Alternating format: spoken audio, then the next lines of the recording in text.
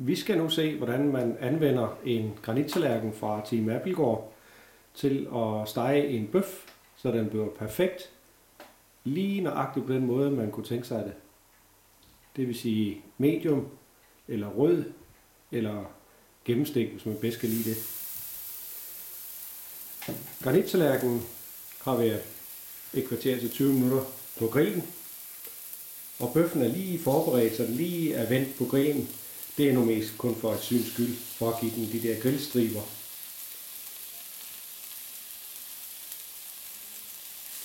Det begynder allerede at dufte godt. Tallerkenen er meget varm, så derfor ligger den på en bambus undertallerken, der kan holde til temperaturen.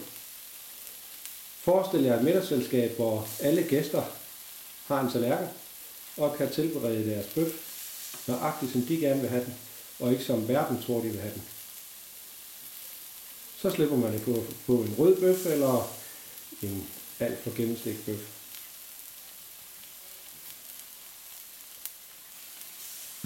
Her bliver der nyt øl til. Det er selvfølgelig op til en selv, om man hellere vil have et glas rødvin.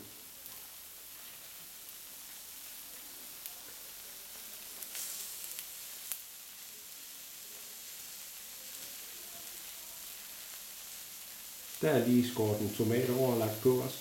Og der er utal af muligheder. Man kan anvende alle former for grøntsager. Granittallerkenen den er skåret ud af blå rønnegranit på sådan en måde, at når man tilsætter en lille smule fedtstof under bøffen, så kan man faktisk stoppe stegeprocessen. Og så kan bøffen holde sig på den temperatur, man gerne vil have den, uden den bliver gennemstegt.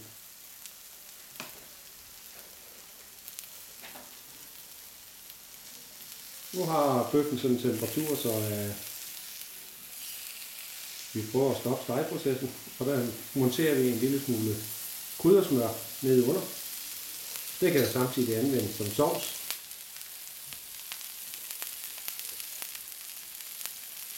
Man er fri for os. Det lugter bare godt.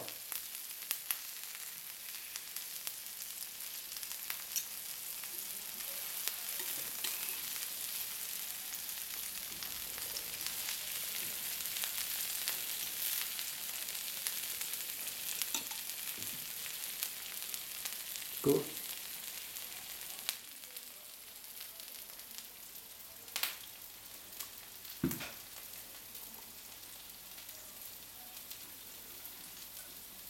Ja, man bliver helt sulten.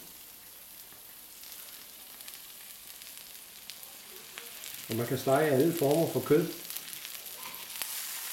Og man spiser direkte af tallerkenen.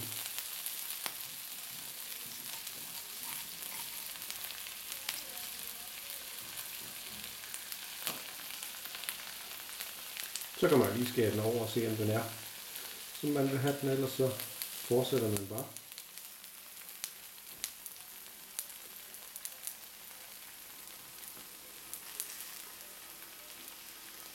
Jamen, så er der kun at ønske velbekomme.